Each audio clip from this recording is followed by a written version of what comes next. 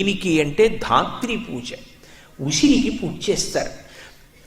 ఉసిరికి చేసేటటువంటి పూజ కూడా సామాన్యంగా ఉండదు. కార్తీక మాసంలో ఉసిరి చెట్టుకు చేయవలసినటువంటి పూజ యొక్క కల్పాన్ని ప్రత్యేకంగా ధర్మసింధు లాంటి గ్రంథాలు మనకి తెలియచేసాయి. ఉసిరి చెట్టు ఎక్కడ ఉంటుందో అక్కడికి వెళ్ళి ఆ ఉసిరి చెట్టు దగ్గర నిలబడి దాని యొక్క మొదట్లో ఇంత పసుపో కుంకుమో అక్షతలో సమర్పించి ఉసిరి చెట్టుని ప్రార్థన చేస్తూ కొన్ని మాటలు చెప్తారు.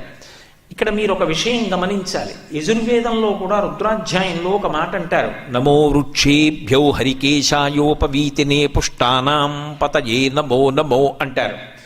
ఈ చెట్టు రూపంగా ఉన్న శివుడికి నమస్కారం, చెట్టు ఆకులుగా ఉన్న శివుడికి నమస్కారం, చెట్టు ఆకులలో ఆకుపచ్చతనంగా ఉన్న శివుడికి నమస్కారం అంటారు. అలా ఈ ధాత్రి రూపం